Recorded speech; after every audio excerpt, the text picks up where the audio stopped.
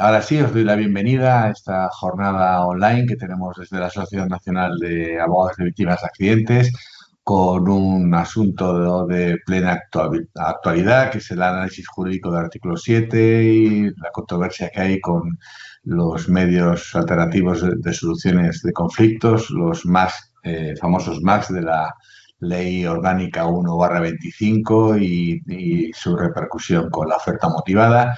Y para hablarnos de ello tenemos a nuestra querida amiga doña Maricruz Aparicio Redondo, que actualmente es magistrada y letrada de Gabinete Técnico de la Sala Civil del Tribunal Supremo en Comisión de Servicio. Ha sido magistrada juez muchos años, a pesar de la juventud que evidentemente se nota que tiene en los juzgados de Bilbao, y está ahora en Comisión de Servicios en el Tribunal Supremo, como digo, y como veréis, no quiero ponerla en un compromiso, es una excelente conferenciante. He tenido la ocasión de coincidir con ella, no solamente compartiendo mesas, sino también como oyente en múltiples jornadas. Y si me permite la licencia, a pesar de ser magistrada, es muy práctica, y ya veréis que va al grano y como ella dice, es totalmente analógica, con lo cual analógica que ayer era la persona más feliz del mundo en esa analogía, porque ella, que le gusta escribir y tomar notas, pues mira, ayer precisamente con el apagón, pues solamente podía escribir a mano, que es lo que le gusta a ella. Bueno, pues la doy paso para que empiece con la ponencia. Maricruz, pues te cedo la palabra, bienvenida y gracias de antemano por tu colaboración y por tu conferencia de hoy. Adelante. Bien, muchísimas gracias, Manuel, y muchas gracias a Nava por organizar esta webinar y por invitarme a participar en la misma. Muchas gracias a todos los asistentes. Y durante esta tarde lo que vamos a ver es cómo influye la nueva Ley Orgánica 1/2025 en los procedimientos de circulación, no solo desde el punto de vista del nuevo requisito de procedibilidad, sino también en relación con la nueva regulación de las costas, de los nuevos trámites escritos que se han introducido en el juicio verbal y otras dudas que se han suscitado. Pero no os preocupéis, porque hemos olvidado una pandemia, los que vivís en Madrid a una Filomena, ayer al apagón generalizado. Vamos a sobrevivir también a la Ley Orgánica 1/2025 y más después de escuchar o de participar en esta webinar.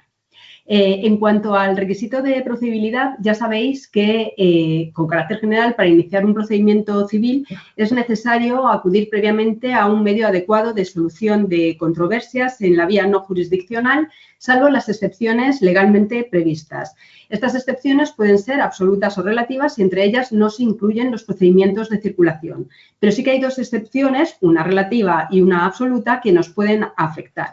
En cuanto a la excepción relativa, no prohíbe acudir a un MASC, pero no lo exige como requisito de procedibilidad para interponer una demanda ejecutiva, por ejemplo, las que derivan del auto de cuantía máxima. Y entre las excepciones absolutas no es posible acudir a un MASC en ningún caso.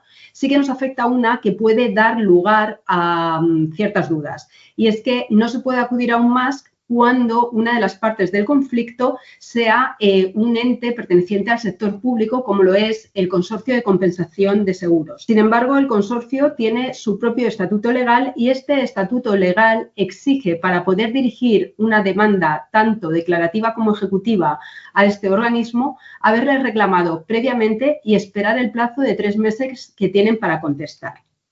Una vez dicho esto, la ley orgánica recoge una serie de MASC que permiten cumplir este requisito de procedibilidad, algunos de ellos ya conocidos, como pudiera ser la mediación, que se caracteriza porque la persona mediadora no puede hacer propuestas concretas a las partes, sino que estas son las que tienen que buscar una solución consensuada.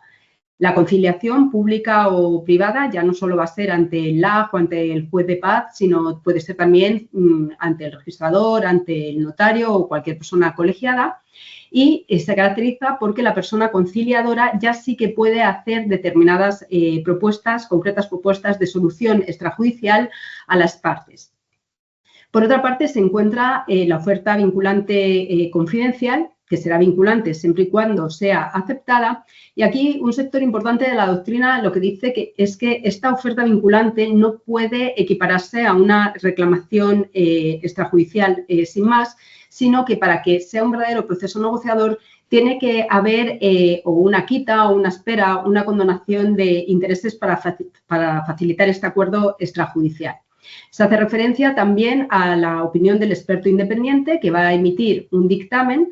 En el caso de que se llegue a un acuerdo gracias a este dictamen fenomenal, si no se llega a un acuerdo, el informe lo que nos va a permitir es conocer cuáles son las fuerzas y las debilidades de nuestra postura y este informe sí que no se puede presentar en el procedimiento judicial ulterior.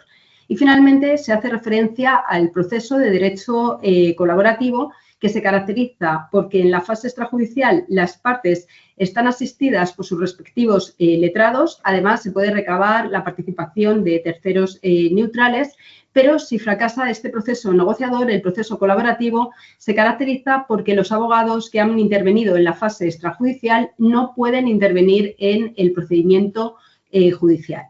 Además de estos expresos más, la ley orgánica se refiere o admite como más que cumplen con este requisito de procedibilidad otros procesos negociadores que estén previstos en leyes autonómicas o estatales. Y aquí se plantea el problema de si el mecanismo de reclamación previa por parte del perjudicado, oferta o respuesta motivada de la aseguradora cumple este requisito de procedibilidad. Si el mecanismo del artículo 7 del texto refundido de la Ley de Responsabilidad Civil y Seguro en la Circulación de Vehículos a Motor cumple o no el nuevo requisito de procedibilidad.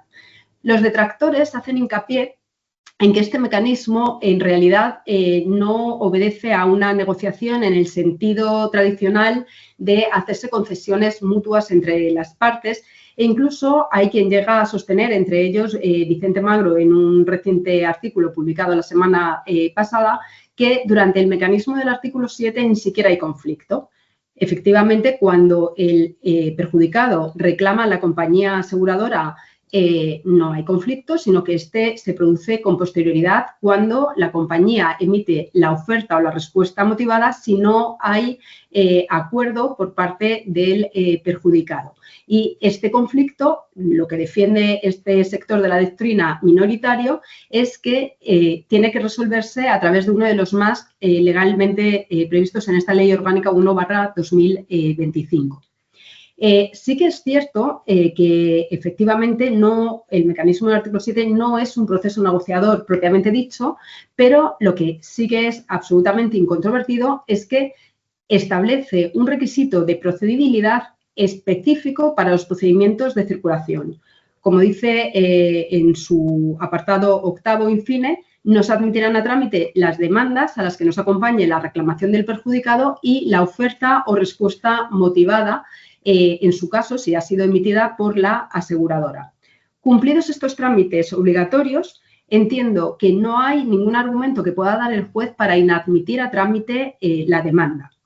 Otra cosa es que el artículo 7 prevea no solo la vía judicial, sino que permita o prevea otros mecanismos, pero esta vez ya voluntarios que no sirven para cumplir el requisito de procedibilidad, en el caso de que no haya acuerdo. Por ejemplo, que el perjudicado acuda al Instituto de Medicina Legal, en cuyo caso se establece una nueva obligación para la aseguradora, que es la de emitir una nueva oferta motivada, o bien el perjudicado puede instar la mediación prevista en el artículo 14 del texto refundido.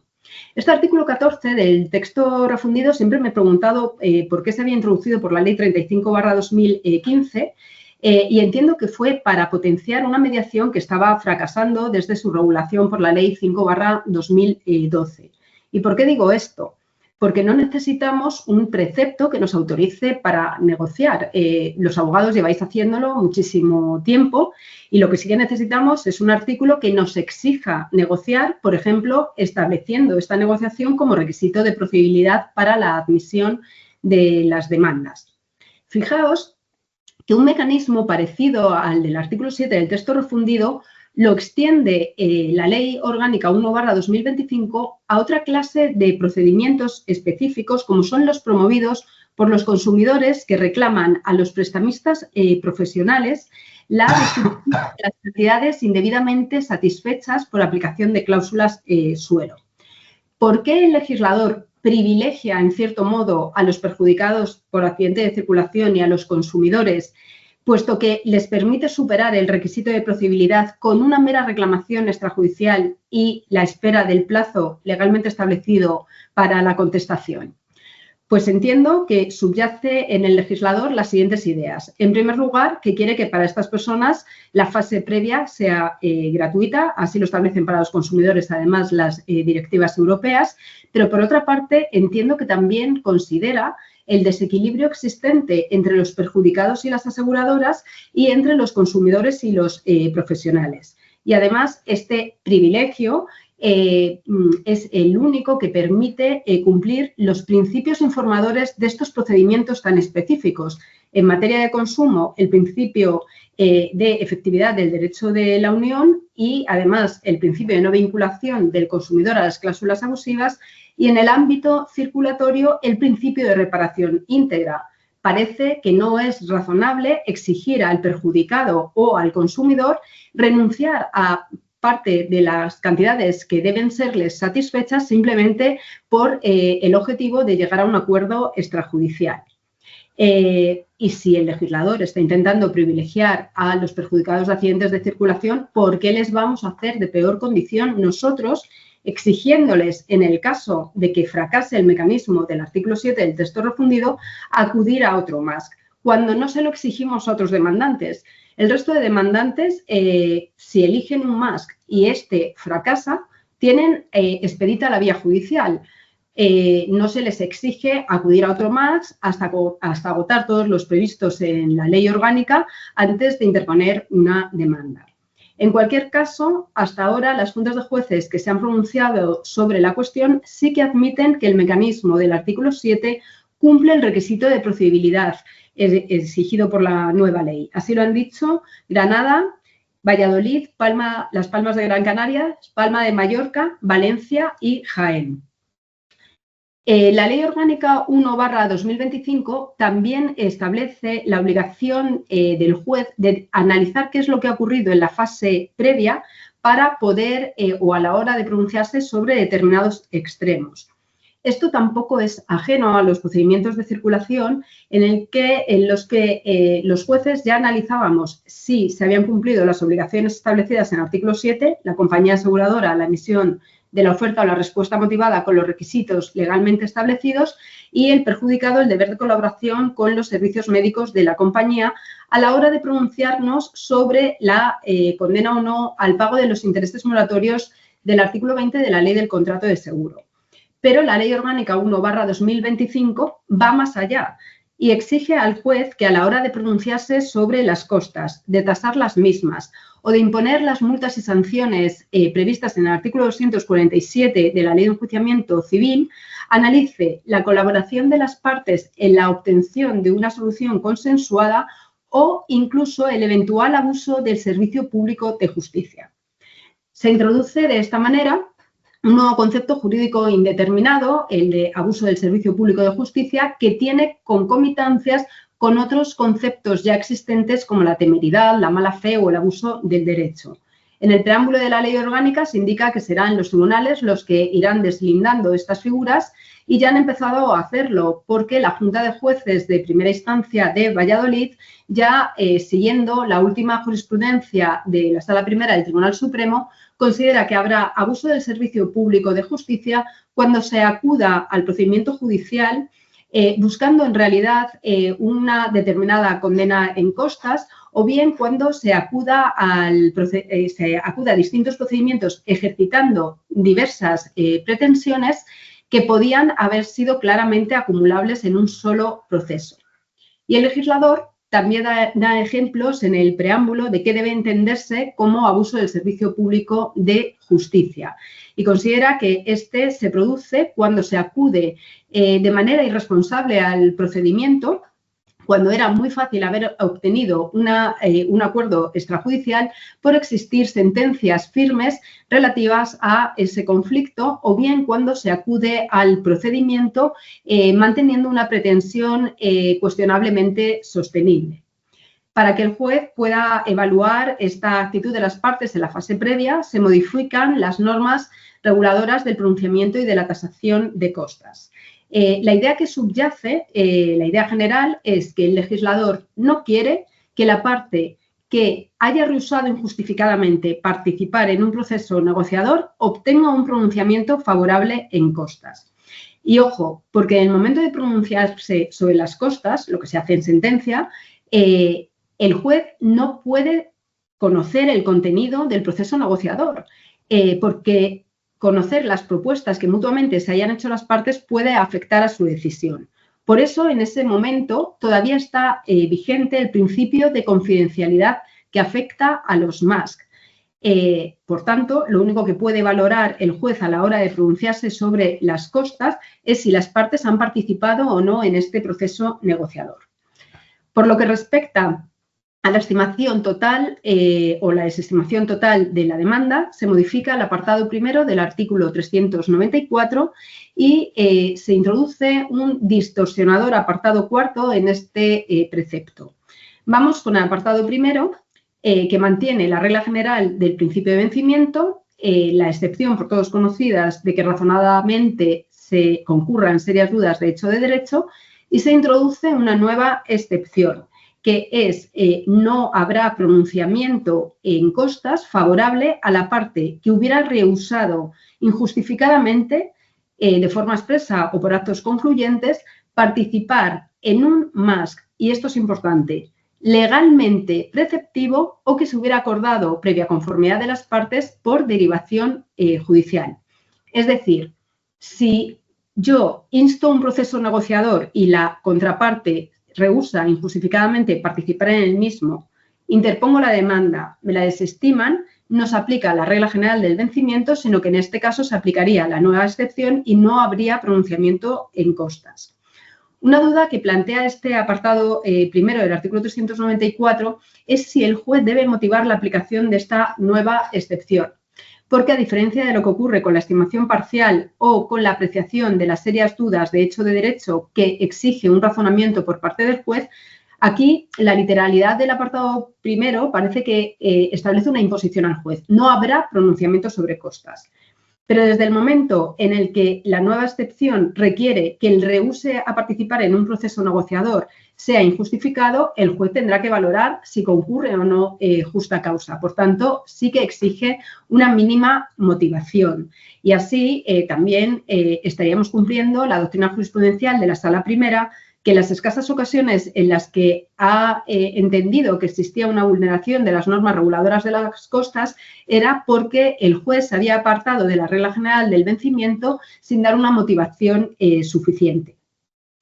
Si buscamos ejemplos en el ámbito circulatorio, entiendo que difícilmente la aseguradora va a poder justificar no haber emitido oferta o respuesta motivada, porque aun cuando alegara que el perjudicado no se ha dejado reconocer por sus servicios médicos o no ha aportado la documentación que le ha sido requerida, lo que tenía que hacer en ese caso sería emitir una respuesta motivada, no dar la callada por respuesta.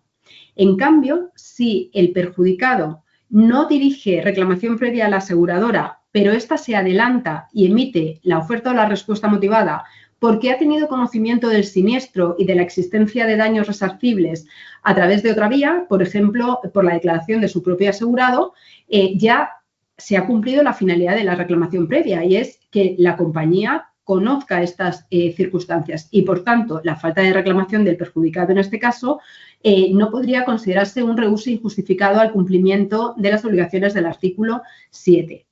Más discutible es si puede considerarse por parte del perjudicado rehúso injustificado a este cumplimiento del mecanismo del artículo 7 si no se deja reconocer por los servicios médicos de la compañía o no aporta la documentación requerida.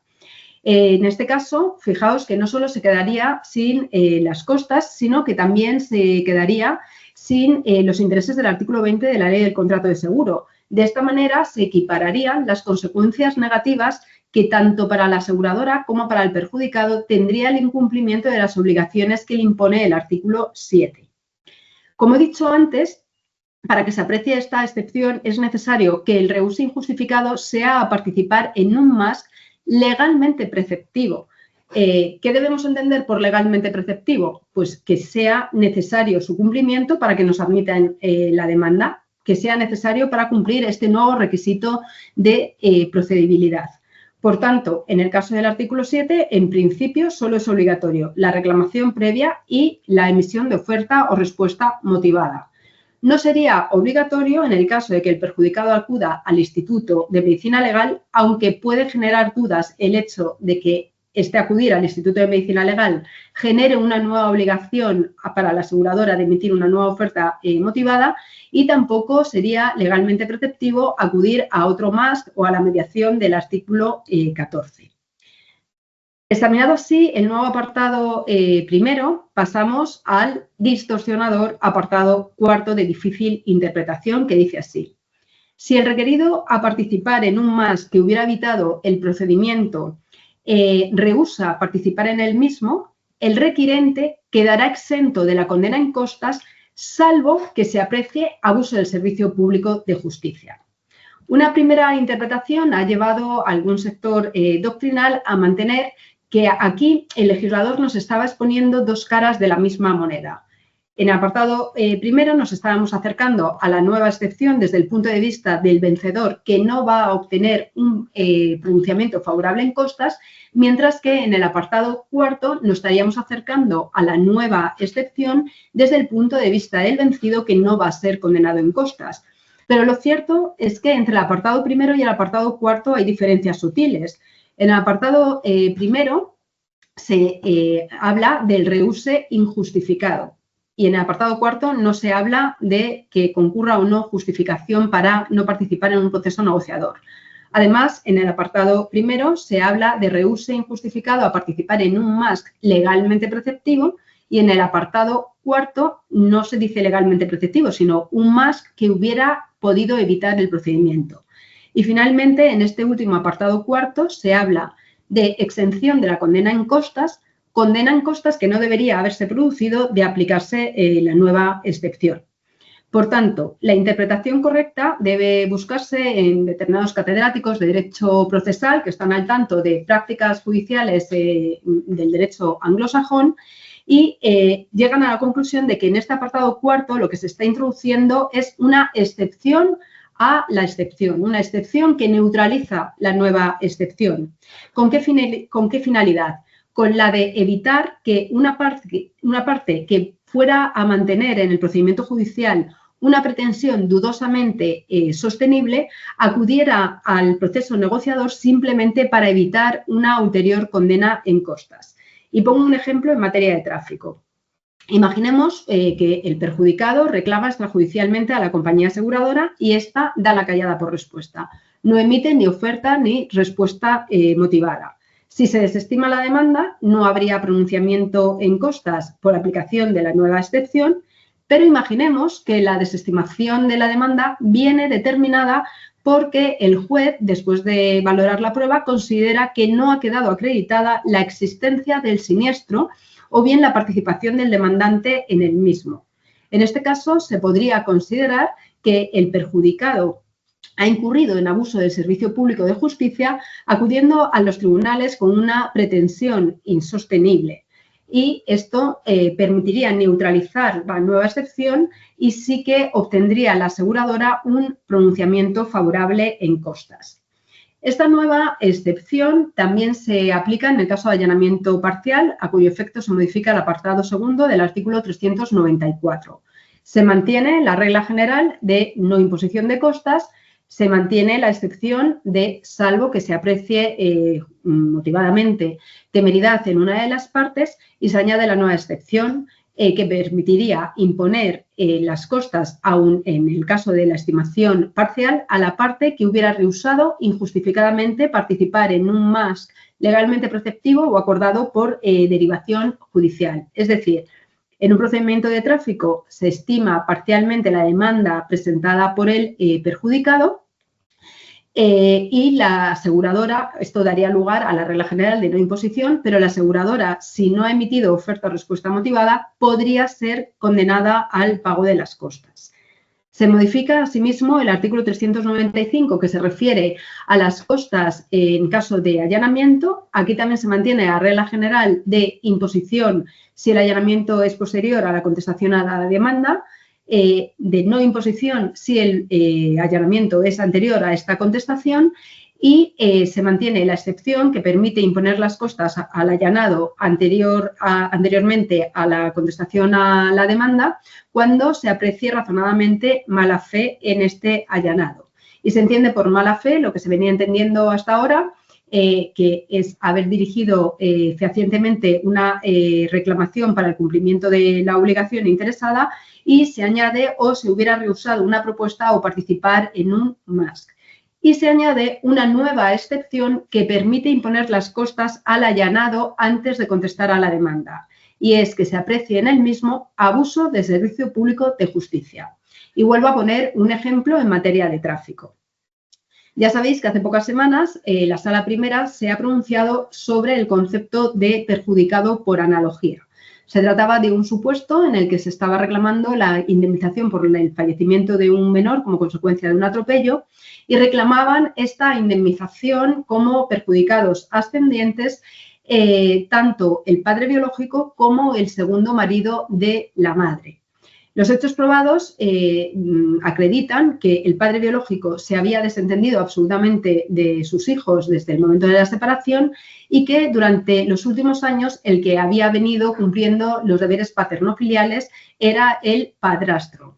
En este caso, el Tribunal Supremo reconoce al padrastro como perjudicado ascendiente por analogía, y puesto que no hay ningún vínculo afectivo con el padre biológico, se descarta que éste sea perjudicado y la indemnización se le reconoce al padrastro. Y además, la Sala Primera lo que dice es que la condición de perjudicado por analogía es incompatible con la de allegado, que, como sabéis, no tiene reconocida una indemnización inferior.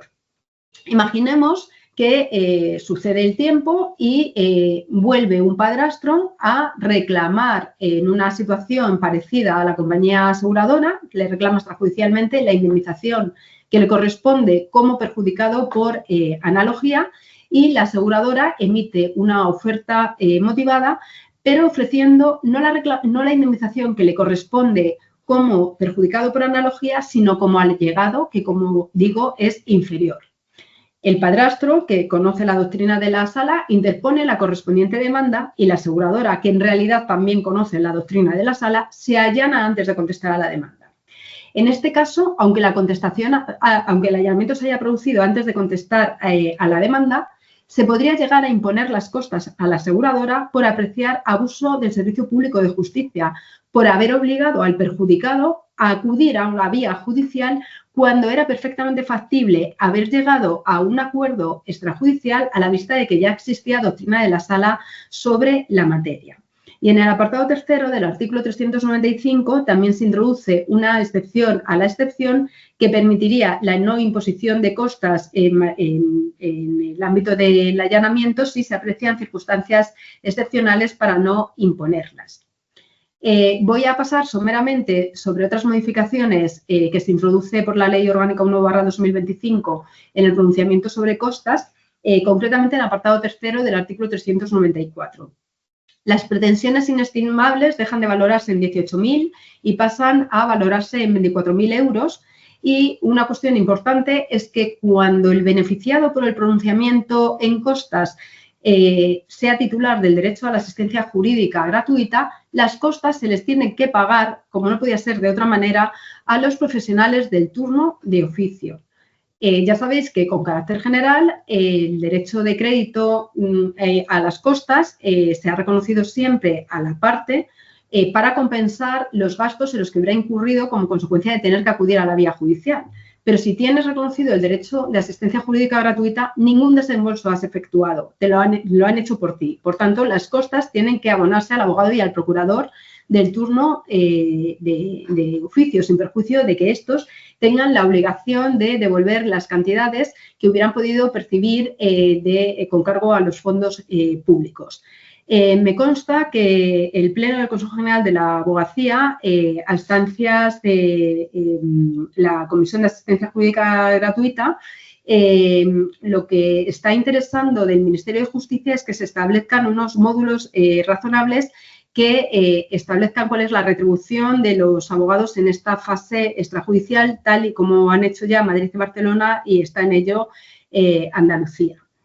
Por otra parte, se introducen modificaciones también en la tasación de costas, no solo en el pronunciamiento.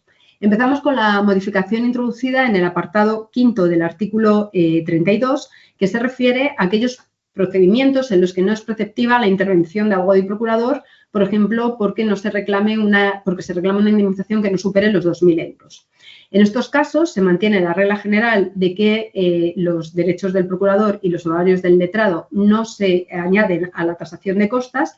Se mantienen las dos excepciones ya conocidas de que se aprecie temeridad en el condenado en costas o bien el favorecido por las costas tuviera su domicilio, antes se decía en un lugar distinto al que se celebra el juicio, ahora se dice en un partido judicial distinto al que se sigue el procedimiento.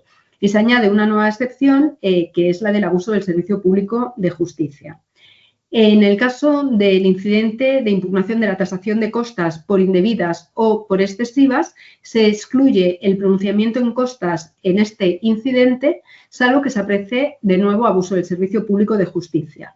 Pero el cambio más importante introducido en materia de tasación de costas es que el condenado al pago de las mismas puede solicitar su exoneración o moderación. A tal efecto, se modifica el apartado 5º del artículo 245 y se añade un nuevo artículo 245 bis. Esta solicitud de exoneración o de moderación de costas tiene que hacerse en el mismo plazo que se tiene para impugnarlas por excesivas o por indebidas, y si también se impugnan por este motivo, se tiene que resolver primero el incidente de exoneración o de moderación, porque puede dejar sin efecto el resultado el incidente de impugnación por excesivas o por indebidas. Cuando se tasan las costas ya existe sentencia firme, por tanto el juez no puede ser contaminado a la hora de tomar la decisión por las propuestas que se hayan podido hacer las partes en la fase extrajudicial. Por tanto, en este momento ya decae el principio de confidencialidad. Y, de hecho, para poder pedir la exoneración o la moderación, el que lo solicita tiene que aportar documental acreditativa de que esta parte condenada al pago de las costas o el tercero neutral que haya intervenido en el procedimiento extrajudicial, por ejemplo, en caso de tráfico, el Instituto de Medicina Legal, han hecho una propuesta a la contraparte, que la contraparte la ha rechazado y que esta propuesta ha sido sustancialmente estimada en la sentencia que se haya dictado. Claro, lo primero que pensamos al leer estos artículos es ¿cómo es posible, si he hecho una propuesta sustancialmente idéntica a la acogida en sentencia, que haya perdido el pleito y me hayan impuesto las costas? A mí se me ocurren varias opciones, o bien que la propuesta no la haya hecho la parte, sino el tercero neutral, o bien que si la ha hecho la parte, esta haya mantenido en la fase extrajudicial una postura absolutamente distinta a la mantenida luego en el procedimiento judicial, en cuyo caso dudo que pueda pedir la exoneración o la moderación, que esto esté justificado, pero se me ocurre el siguiente ejemplo también. Imaginemos que extrajudicialmente me reclaman 100. Yo hago una propuesta de pagar 85 y me la rechaza la contraparte. Me interpone una demanda solicitando la condena a 100 y la sentencia estima sustancialmente la demanda y me condena a pagar 90.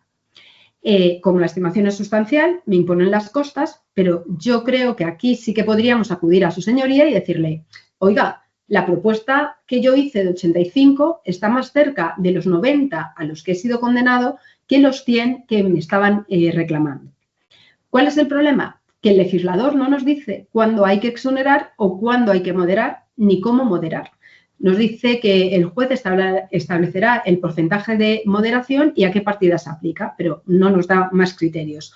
Por tanto, presumo que va a haber resoluciones contradictorias en esta materia y, por tanto, se puede valorar positivamente que tampoco en este incidente de exoneración o de moderación vaya a haber pronunciamiento sobre costas.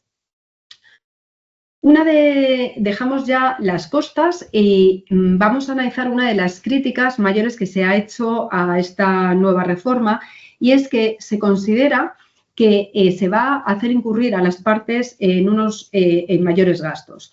Pero lo cierto es que no es preceptiva la asistencia letrada en esta fase previa, salvo que el más elegido sea la oferta vinculante confidencial y esta sea superior a 2.000 euros, o bien, evidentemente, en los procesos de derecho colaborativo, porque es consustancial al mismo que las partes vayan asistidas de letrado, y también cuando lo exija una ley sectorial, que no es el caso del artículo 7 del texto refundido, que no exige la intervención letrada. En el caso de que, no siendo preceptivo, una de las partes se quisiera valer de este profesional, lo tiene que advertir a la contraparte que podrá designar abogado para garantizar la igualdad de armas.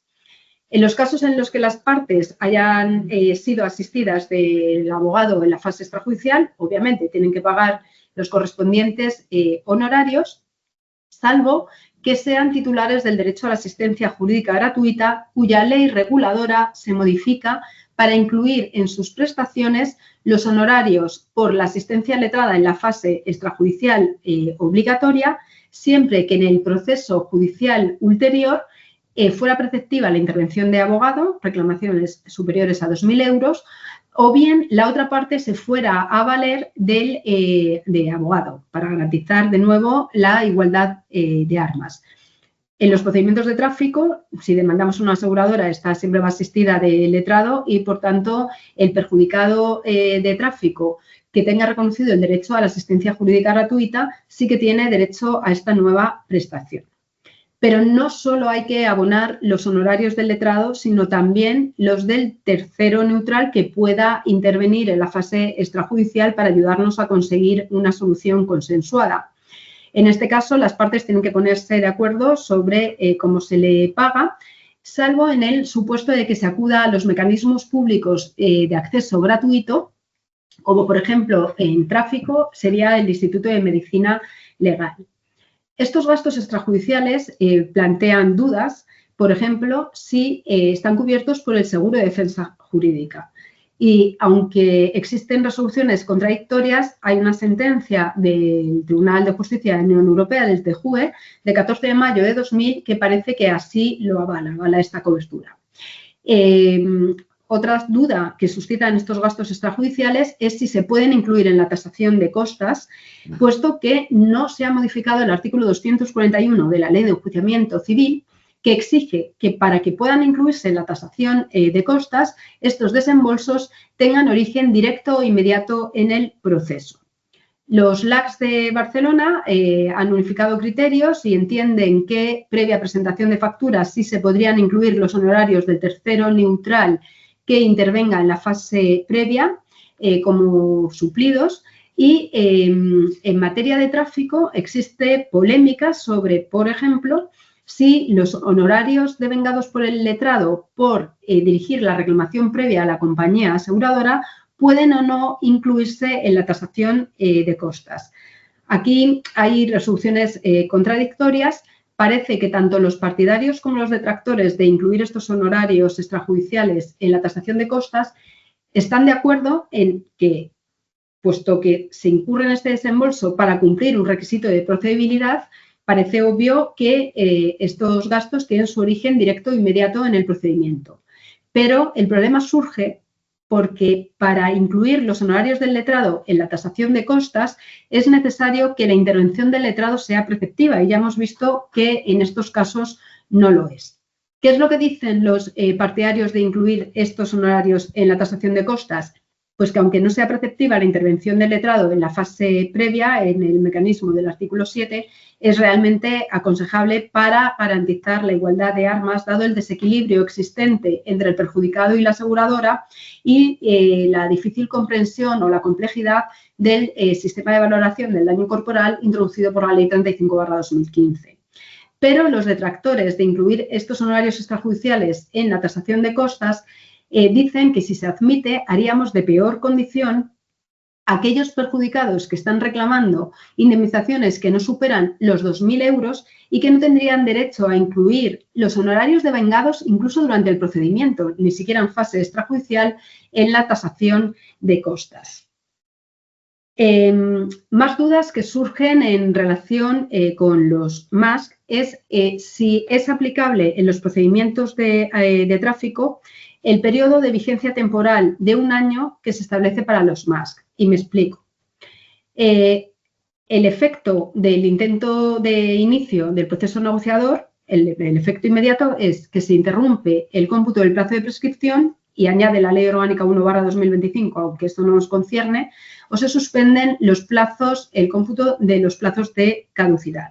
La diferencia entre uno y otro, ya sabéis que en el caso de interrupción de la prescripción se reinicia el cómputo desde el inicio, desde cero, mientras que si se suspende el plazo de caducidad, se retoma el cómputo del plazo allí donde se dejó. Si habían transcurrido 2 meses, pues 2 meses y 1 día.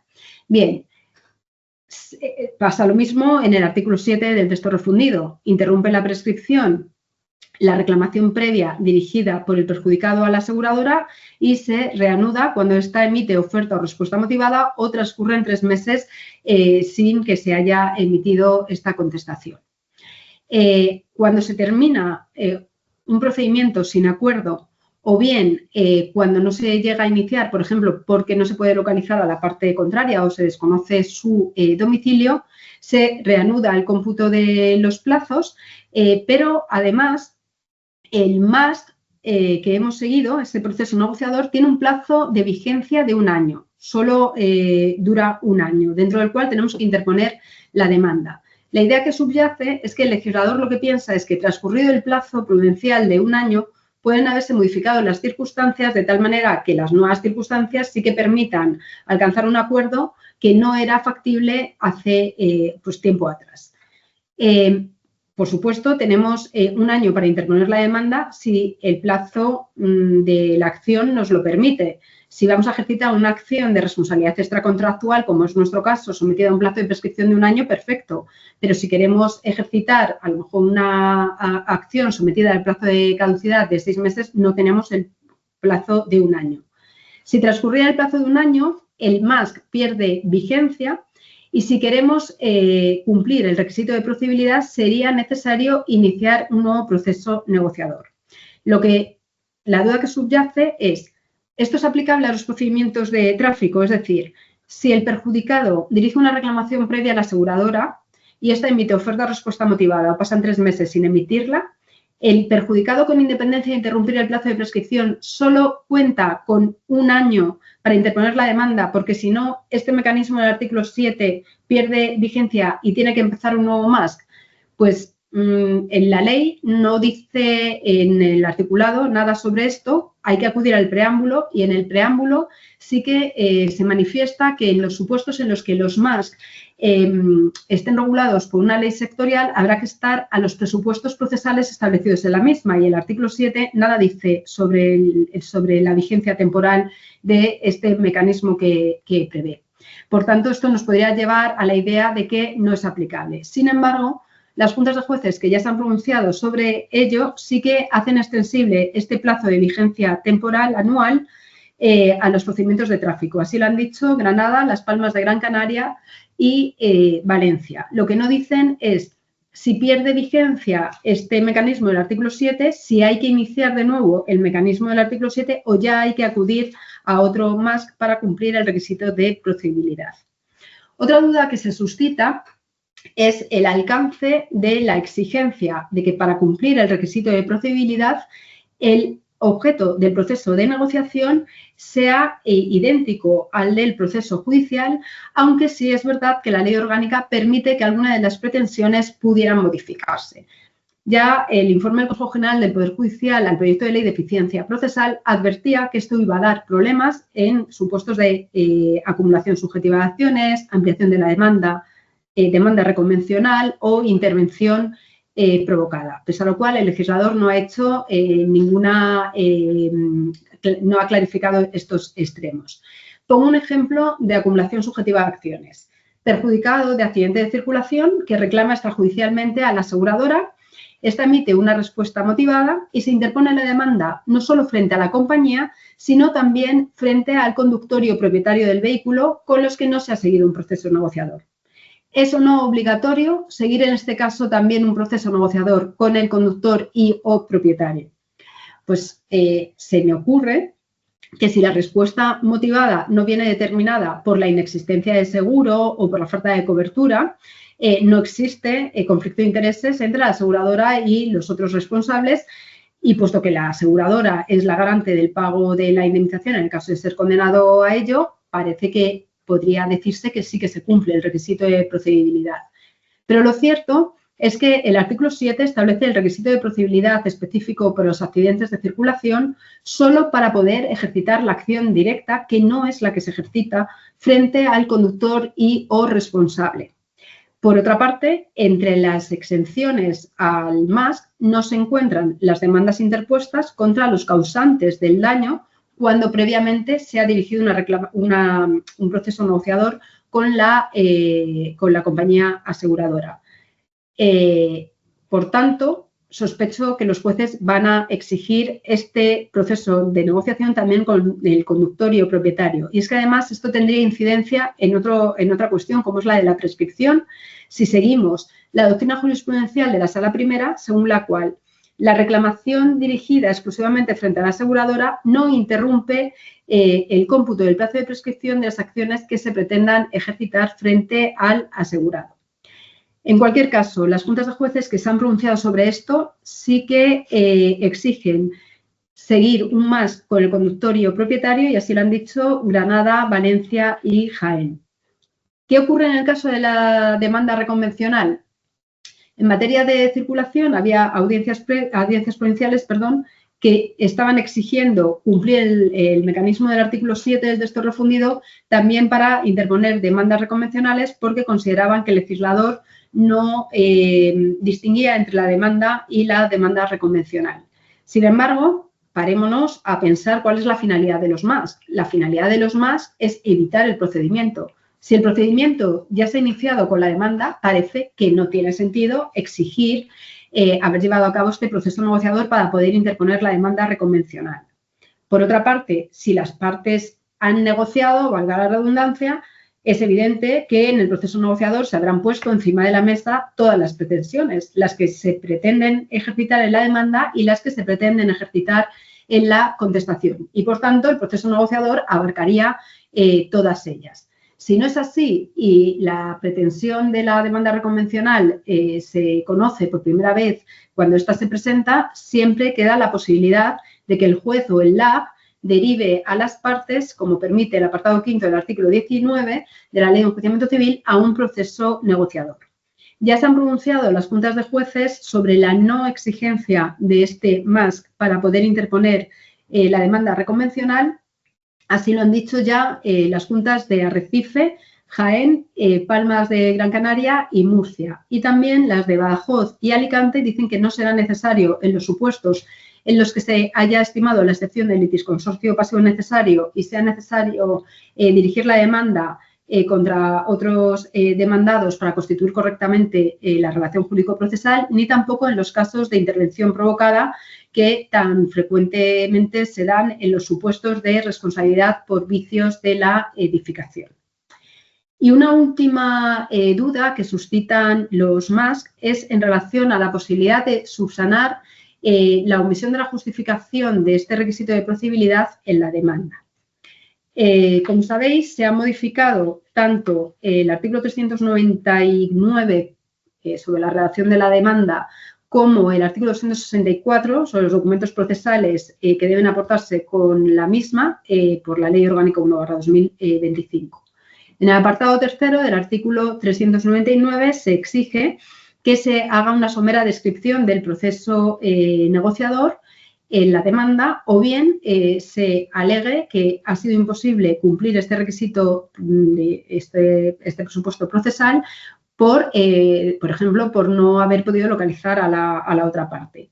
Vuelvo a advertir que en este momento todavía está en vigor el principio de confidencialidad y aunque hagamos una somera descripción del más que hemos elegido, las veces que nos hemos reunido, que al final no ha sido posible llegar a un acuerdo, no se puede difundir el contenido de la negociación, las propuestas que se hayan podido hacer las partes. Y además en la demanda se hará referencia a los documentos que se aportan con la misma para justificar el cumplimiento de este requisito de procedibilidad. Estos documentos son los señalados en el apartado cuarto del artículo 264 de la Ley de Enjuiciamiento Civil, acreditativos de que se ha seguido este proceso negociador y que son los establecidos a su vez en el artículo 10 de la Ley Orgánica 1/2025, que difieren en función de si ha participado en la negociación un tercero neutral, en cuyo caso es este el que emite la certificación correspondiente, o lo han llevado a cabo directamente las partes. En el caso de que no se haya podido seguir el proceso negociador, será necesario acompañar una declaración responsable de que no ha podido ser posible localizar a la otra parte por desconocer su domicilio o el medio a través del cual se podía contactar. ¿Qué es lo que ocurre si no se ha seguido lo que dispone el artículo 399 o el artículo 264 de la Ley de Enjuiciamiento Civil? ¿Se puede subsanar este error procesal o no? Las enmiendas introducidas al proyecto de ley de eficiencia procesal van todas en el sentido de que se permita la subsanación, pero difieren en cuanto al alcance de esta subsanación. Hay unas, las más favorables al demandante, que en línea con lo que ocurre con la jurisdicción social en la que lleva años exigiéndose una conciliación previa y sobre la que se ha llegado ya a pronunciar el Tribunal Constitucional, consideran que en cualquier caso es subsanable. Incluso en el supuesto de que no se haya llevado a cabo el proceso negociador, en cuyo caso se suspendería el procedimiento y se derivaría a las partes a un proceso negociador intrajudicial. En el caso de que se alcance un acuerdo, se homologa el mismo y se da por finalizado el procedimiento y si no, pues se continúa. Pero otras enmiendas iban en el sentido de que solo era posible subsanar la falta de aportación de los documentos acreditativos de un proceso negociador que efectivamente se hubiera realizado, en línea con lo que ocurre con el depósito para recurrir del artículo 449 de la Ley de Enjuiciamiento Civil. Las juntas de jueces que se han pronunciado al respecto unánimemente se posicionan por la segunda opción, es decir, solo es posible la subsanación si en la demanda se ha hecho una breve descripción del proceso negociador, pero se ha omitido la aportación de la documentación acreditativa de este extremo. Hasta aquí hemos expuesto las dudas que suscita este nuevo requisito de procedibilidad de haber acudido a un medio adecuado de solución de controversias con carácter previo a la interposición de la demanda. Pero existe una modificación importantísima que está pasando un tanto desapercibida, quizá por la importancia del nuevo requisito de procedibilidad, y es que se modifica el procedimiento verbal.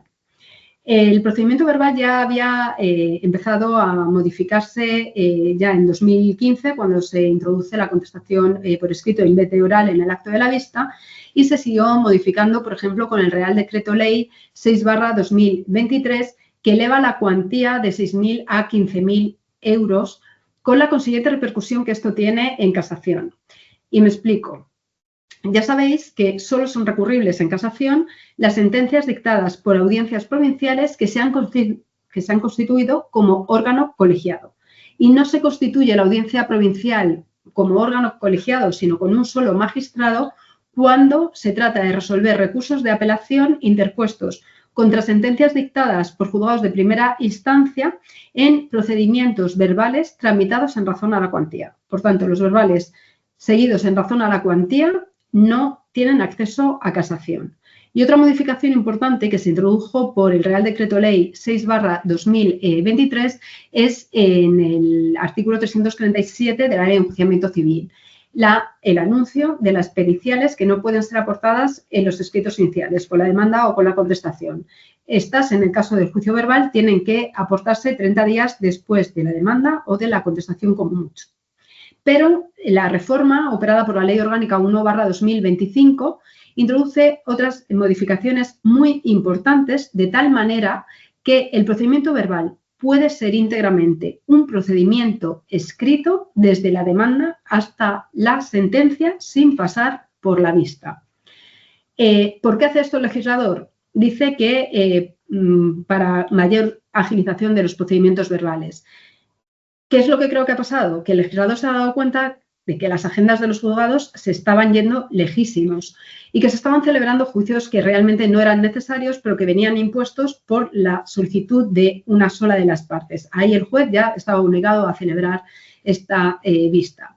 Ahora se introducen unos trámites por escrito y se cree que así se van a cortar los tiempos de respuestas. Lo que desde luego nos va a hacer es trabajar muchísimo más, tanto a los abogados como a los jueces, porque no es lo mismo exponer una pretensión o hacer una solicitud oral en la vista que tener que estar tecleando, y lo mismo pasa con la resolución de estas pretensiones. Se modifica a tal efecto el artículo 438 en sus apartados 8, 9 y 10.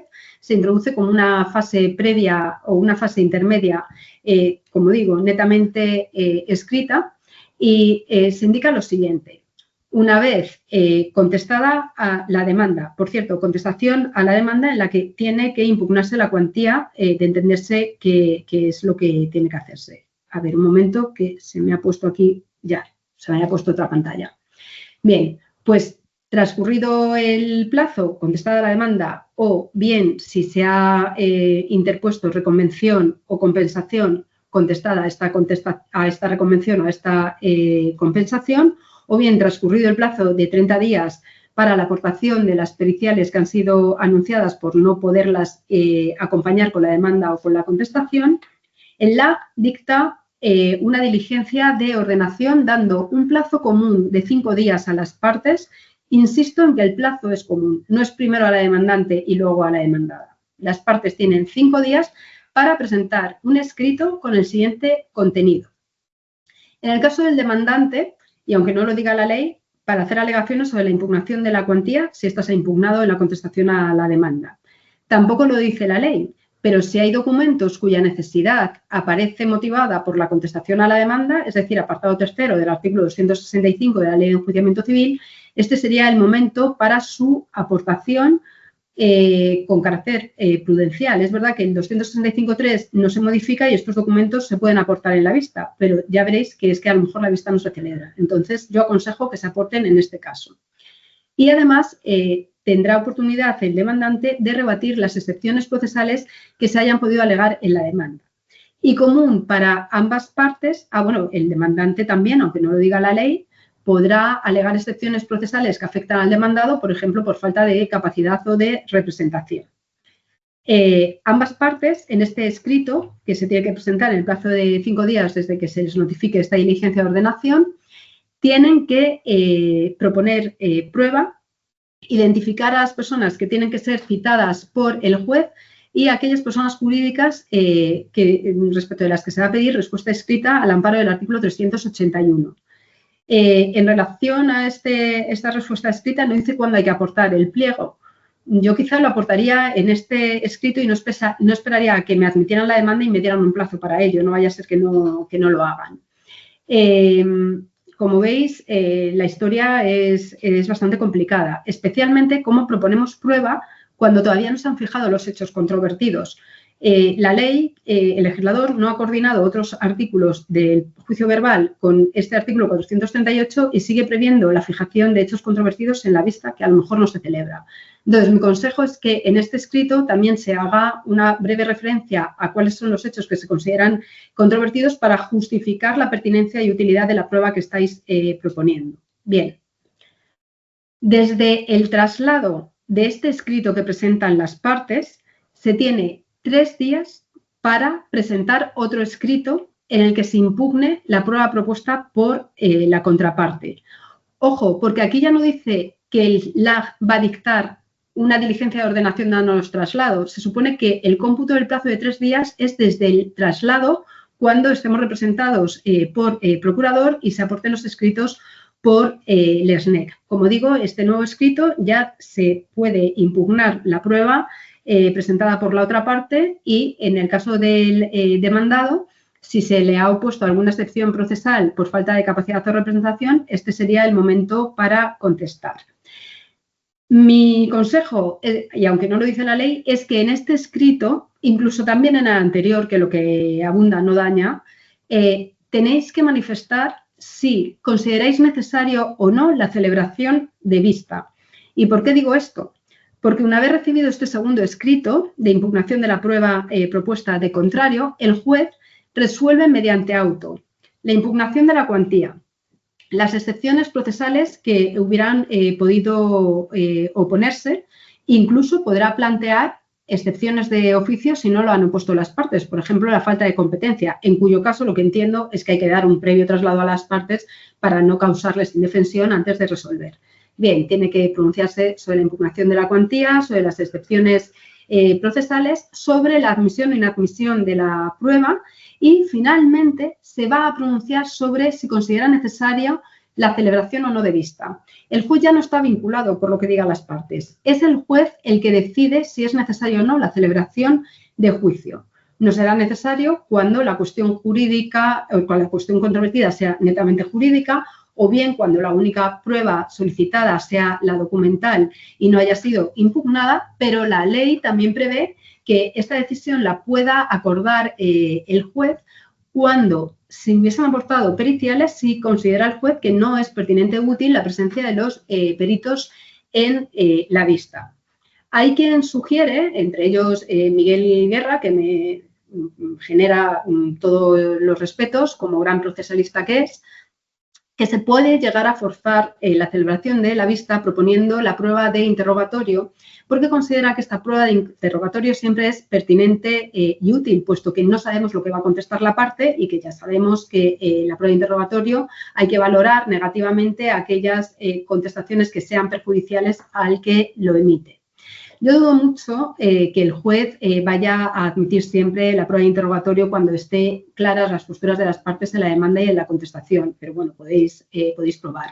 Lo que está claro es que si proponéis interrogatorio para forzar la vista, luego a la hora de celebrarla no renunciéis. No vaya a ser que os vayan a imponer alguna multa o sanción por mala fe procesal al amparo del artículo 247 de la Ley de Enjuiciamiento Civil. Y en contrapartida a que la nueva regulación del juicio verbal puede llevarnos a un procedimiento netamente escrito, se modifica el artículo 210 de la Ley de Enjuiciamiento Civil para permitir que el juez en determinadas circunstancias puede dictar sentencia oral, cosa que creo que no se va a hacer salvo en, no sé, un desahucio por falta de pago que sea evidente. Se permite dictar sentencia oral en aquellos juicios verbales en los que sea preceptiva la intervención de abogado y procurador, es decir, reclamaciones superiores a 2.000 euros. Nada dice el legislador sobre los procedimientos verbales en los que, no siendo preceptiva la intervención de abogado y procurador, estos intervengan. En principio, es una excepción de interpretación restrictiva y solo aquellos verbales en los que sea preceptiva la intervención de abogado y procurador. En este caso, se celebra el juicio y cuando concluye el mismo, se dicta la sentencia oral con el contenido íntegro, las pretensiones de las partes, las pruebas practicadas, su resultado, los hechos que se consideran acreditados y cuáles no, la fundamentación jurídica con los artículos aplicables, el fallo íntegro, si la sentencia es o no firme y en caso de no ser firme, qué recurso cabe, ante quién y en qué plazo. Si las partes estuvieran en el acto de la vista por sí mismas o representadas debidamente, podrán manifestar que no quieren recurrir, en cuyo caso se declara la firmeza de la resolución. No así, por ejemplo, cuando la parte demandada esté en rebeldía. Si manifestamos a su señoría que no sabemos si queremos recurrir o no, que lo tenéis que hablar con vuestro cliente, que tenéis que analizar lo que ha decidido el juez, tenéis el plazo de 5 días desde que finaliza la vista para presentar un escrito manifestando vuestro deseo de recurrir y los pronunciamientos que queréis recurrir. Se recupera así trámites olvidados como es el de la preparación de la apelación, que curiosamente la preparación se hace ante el juez de primera instancia cuando la apelación hay que interponerla ante la audiencia provincial. Y el plazo para recurrir empieza desde el día siguiente al que se notifica la sentencia debidamente redactada. Y en cuanto a la redacción de la sentencia, existe una contradicción entre el apartado primero y el apartado tercero del artículo 210. En el apartado primero del artículo 210, lo que se dice es que cuando se dicte una resolución oral distinta a una sentencia, la redacción tiene que ser con una motivación sucinta y el fallo, de donde se deduce que la sentencia sí que tiene que redactarse con todos sus extremos. Sin embargo, en el apartado tercero lo que dice es que esta redacción también será sucinta, contendrá solo el fallo y la motivación sucinta. Así que no sé lo que va a pasar. Y en resumen, se entiende que el mecanismo del artículo 7 cumple el requisito de procedibilidad introducido por la Ley Orgánica 1/2025. Se entiende también que modificaciones introducidas por esta reforma son aplicables a los procedimientos de tráfico, como por ejemplo la modificación de las costas y las nuevas prestaciones del derecho de asistencia jurídica gratuita. Existen otras modificaciones dudosamente aplicables a los procedimientos de tráfico, como el plazo anual de vigencia del proceso negociador. Existen dudas que no solo afectan a los tráficos, sino a la generalidad de los procedimientos, sobre todo en materia de subsanabilidad o del alcance de la identidad del objeto del proceso negociador y del proceso judicial, y por tanto deben valorarse positivamente que los jueces se hayan reunido muy pronto para celebrar juntas de jueces de unificación de criterios, que todos estos criterios vayan en una misma línea. Y ya veremos también cuál es el alcance de la reforma de la casación operada por el Real Decreto Ley 5/2023, que permite denunciar en casación al desaparecer el recurso extraordinario por infracción procesal y unificarlo todo en la casación, permite denunciar en casación las infracciones procesales sin supeditación a las infracciones sustantivas. Ya veremos a ver si esto permite que la Sala Primera vaya resolviendo las dudas que acabo de plantear. Y por mi parte, nada más. Espero que haya sido de utilidad y quedo a vuestra disposición. Muchas gracias. Muchas gracias a ti, Maricruz. Excelente exposición, como siempre. Bueno, os repito que podéis hacer vuestras preguntas a través del chat. Ya tenemos algunas para trasladarte. José nos pregunta si los abogados debemos cuantificar y desglosar la oferta motivada cuando lo mandamos a la compañía de seguros. Dice que es lo que están haciendo ahora las aseguradoras, cuando antes no era necesario, toda vez que deben de dar la oferta con el informe médico concluyente. Yo no sé si aquí se ha equivocado y debe decir informe médico definitivo, ¿vale? Informe que la mayoría de las veces ofrecen los tramitadores sin informe médico. ¿Entiendes que deben de cuantificar y desglosar? A ver, la reclamación, el perjudicado no tiene por qué cuantificarla, de la misma manera que tampoco el consumidor que reclama las cantidades indebidamente satisfechas como consecuencia de aplicación de la cláusula suelo. Así lo dice la Guía de Buenas Prácticas y lo prevé el proyecto de reforma del texto refundido de la Ley de Responsabilidad Civil y Seguro en la circulación de vehículos a motor.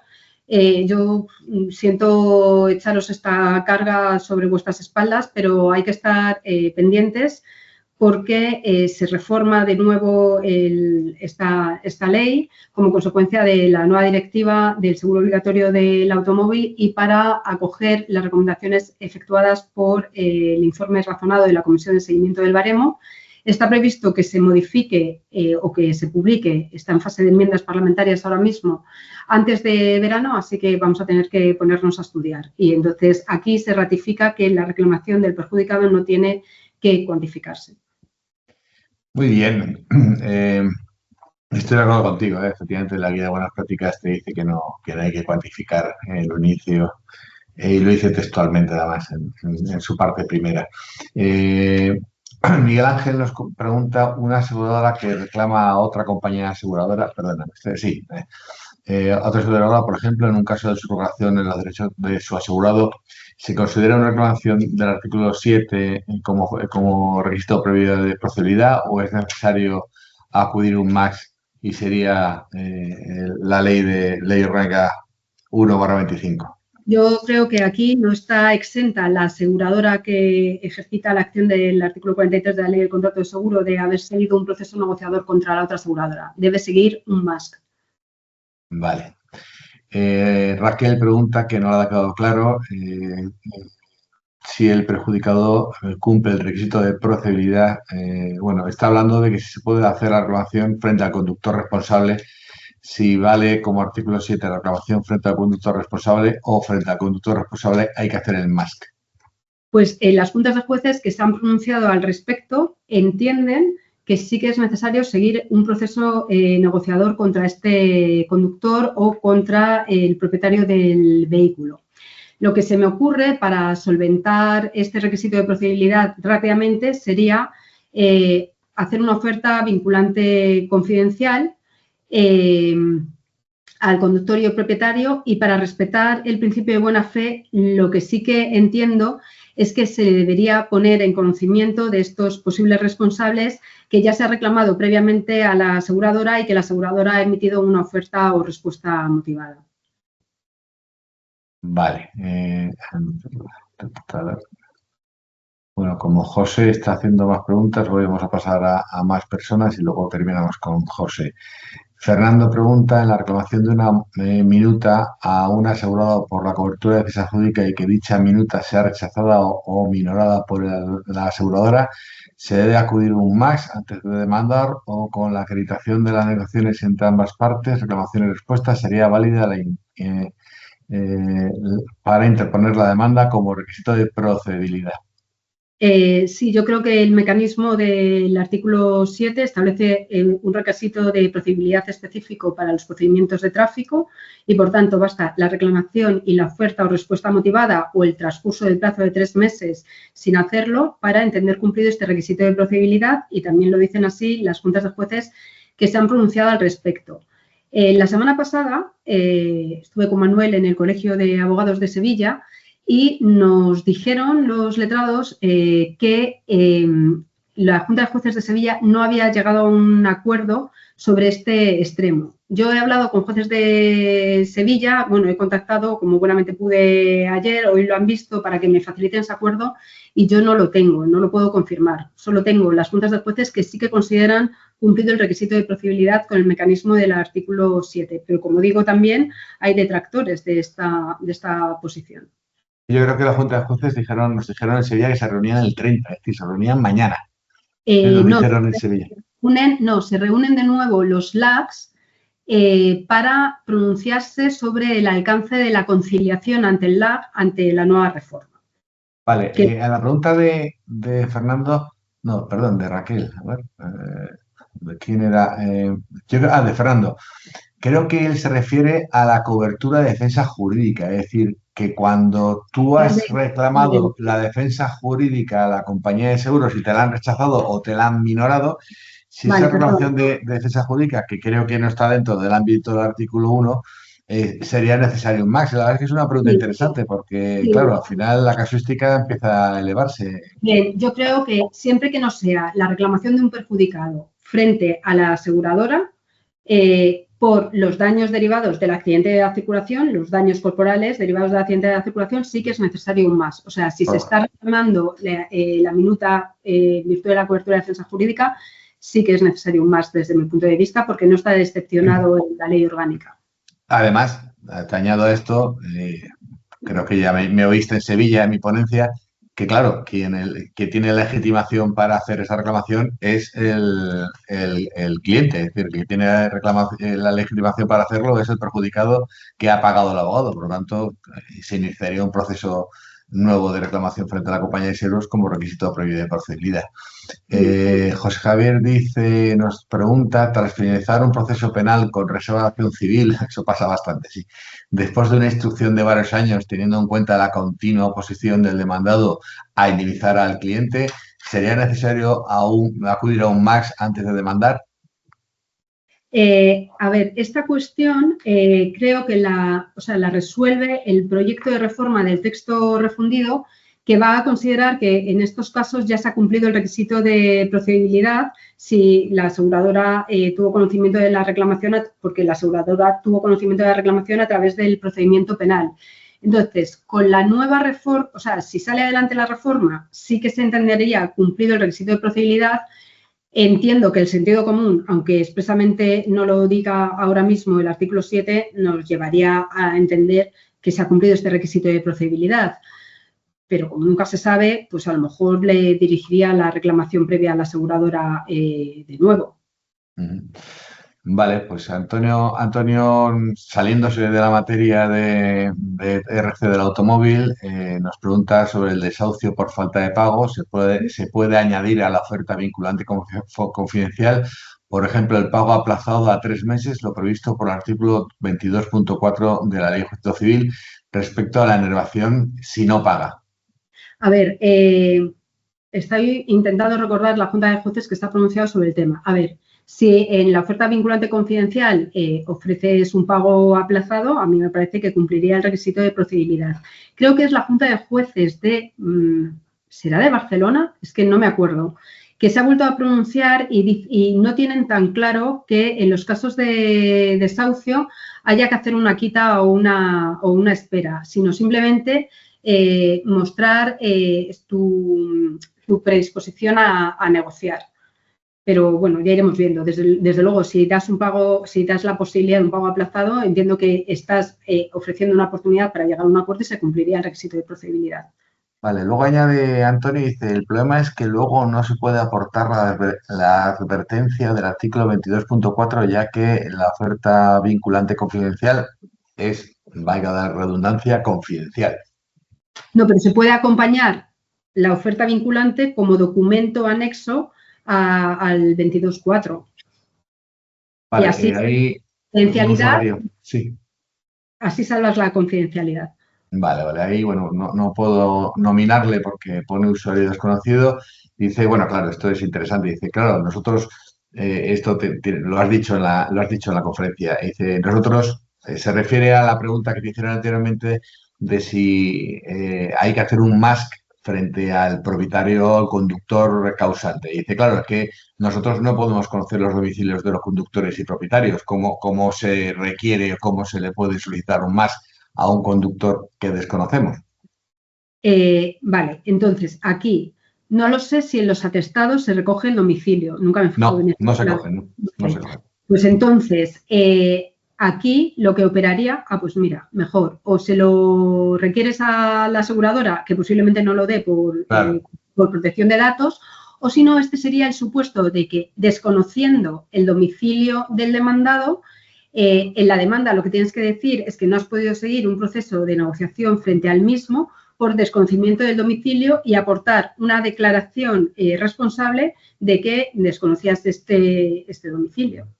y en este caso, pregunta procesal. En este caso, cuando presenta la demanda, el LAC, antes de dar la misión a trámite, te puede decir que lo manda al servicio común y lo localiza y que te da un nuevo plazo para hacer un más. ¿Puede ser el caso? Sí, este es uno de los supuestos que el artículo 19.5 de la Ley de Enjuiciamiento Civil prevé que sería factible la derivación por el LAG o por el juez a un proceso de negociación que en realidad no se ha producido precisamente por desconocer el domicilio de la otra parte. De hecho, yo creo que aquí es cuando los jueces van a derivar a negociar, cuando no se ha podido seguir el procedimiento negociador.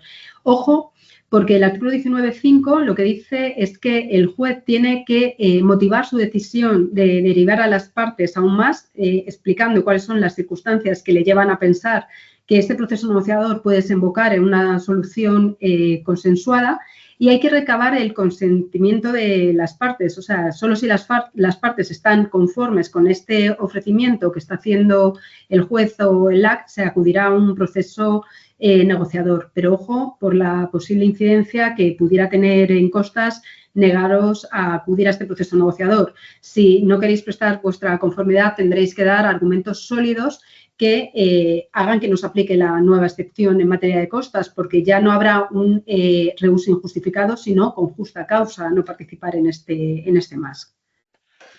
Joan, bueno, mi amigo Joan, Tete para los amigos, a que por cierto le doy la enhorabuena por la reciente obtención de la Copa del Rey, así como a todos los culés que estén en el chat, nos da la razón en esto.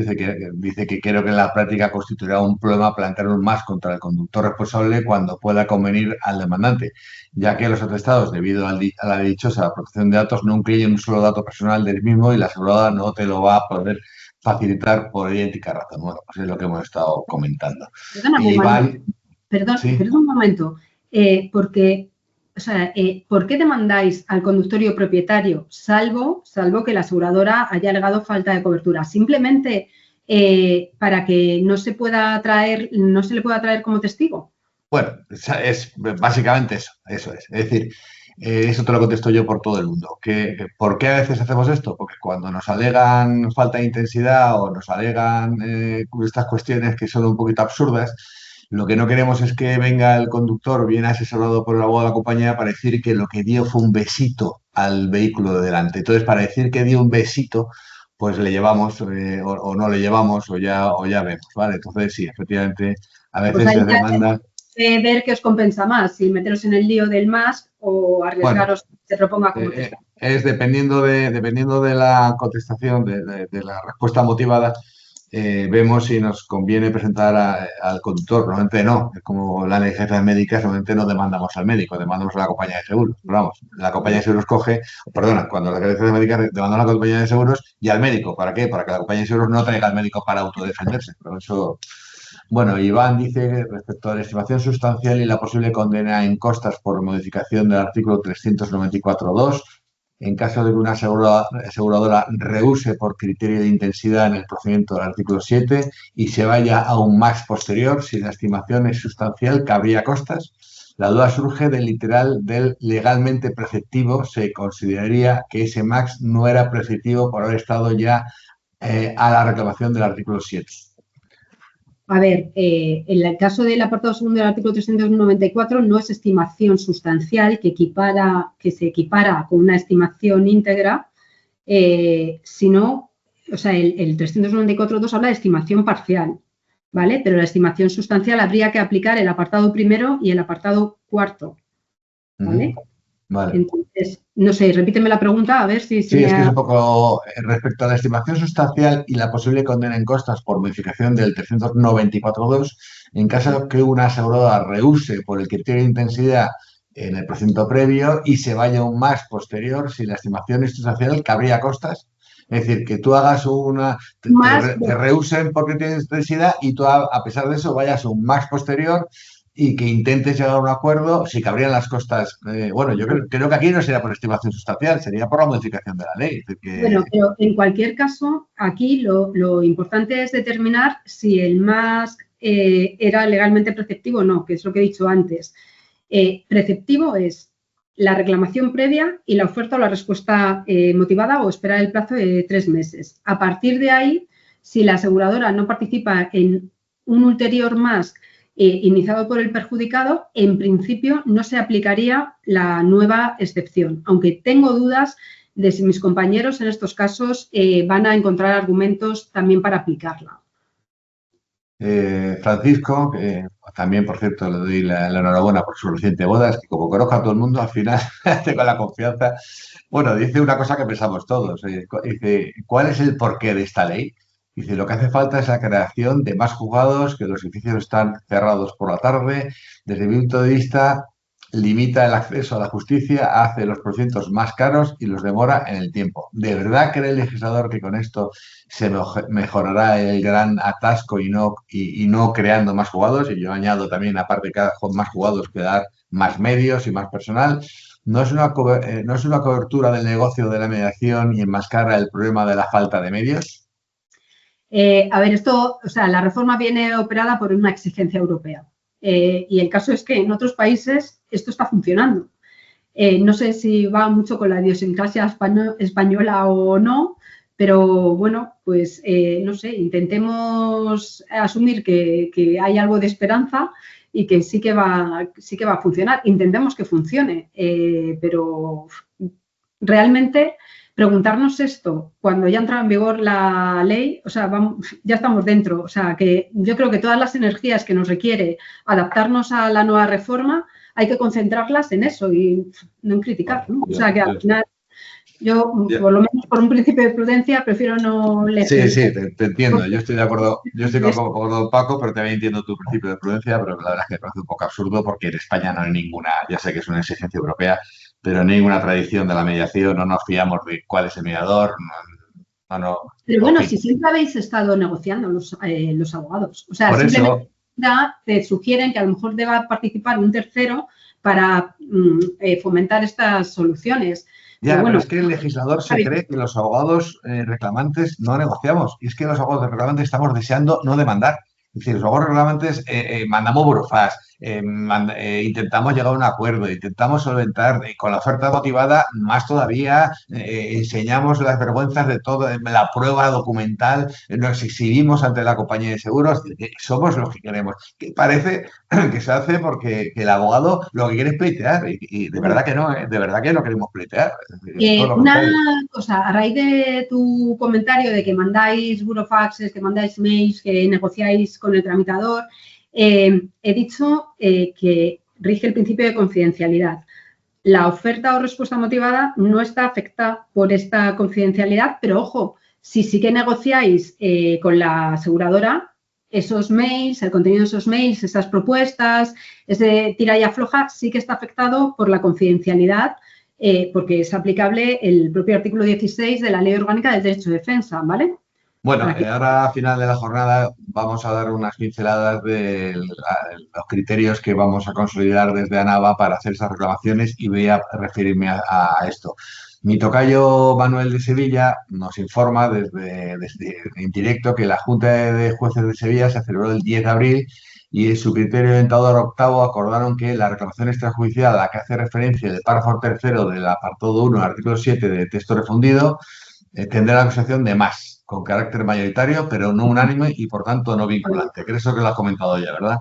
Sí, es que eso es lo que nos habían comentado, que no hubo un acuerdo unánime. Por tanto, esto sí que es una faena absoluta, porque los criterios adoptados por la Junta de Jueces no son vinculantes para no afectar a la independencia judicial. Pero claro, esto lleva al caos para los abogados de Sevilla, porque dependiendo de dónde, del órgano judicial en el que caiga la demanda, se admitirá o no se admitirá a trámite la misma. Entonces, bueno, pues esto es una faena, la verdad. Bueno, dice Eva que habéis dicho que con entidad pública no es necesario el MAX. En accidentes entre dos taxistas, entonces entiendo que no es necesario el MAX. No entiendo por qué dice que el taxista es una entidad pública. Bueno, pregunta, habéis dicho que con entidad pública no es prescriptivo el MAX. En accidentes entre dos taxistas, entonces entiendo que no es necesario el MAX. Claro, es que yo tampoco entiendo que es una entidad pública, es un servicio público, pero no es una entidad. Si tú haces una reclamación del sector público. Vale, yo entiendo que se hace una reclamación frente a la administración, no necesario el MAX, pero en un accidente de dos taxistas no es una entidad pública, son independientemente que tengan una autorización para circular pública o una licencia de taxista, pero no son entidades públicas, a mi criterio. No. Sí, no. Vale, vale, esto ya no. Jorge nos repite lo mismo. ¿Qué tal, Jorge? Que nos conocimos el otro día en Sevilla. Nos repite lo mismo que Manuel. A ver, respecto al juego de Sevilla, los jueces de primera instancia en su junta han decidido por mayoría, vale, la grabación, pero al ser por mayoría o por unanimidad, en la circular emitida por la junta, cada juez es libre de actuar en su juego como quiera. Sí, lo acabas de comentar. Pues sí, lamentablemente sí, Jorge. Esa inseguridad jurídica va a existir. Sandra, nuestra amiga de Palma de Mallorca, nos dice: abuso de servicio público no es directamente contrario al derecho constitucional que tenemos todos a un juez ordinario. ¿Qué pasa si el cambio de ley nos ha pillado con una fase extrajudicial medias? Se mandó la reclamación previa y la oferta motivada, ya ha pasado pasada la entrada en vigor. Le mando una contraoferta por mail o una oferta vinculante por burofax. A ver, el comentario de si el abuso del servicio público de justicia es contrario a la tutela judicial efectiva, no lo entiendo. Pero bueno, y en cuanto a si... El otro día me preguntaban si el MAS se hubiera desarrollado o el mecanismo del artículo 7 antes de la entrada en vigor de la ley, si valía o no para cumplir el requisito de procedibilidad. Y desde mi punto de vista, sí. Simplemente, vamos, sí.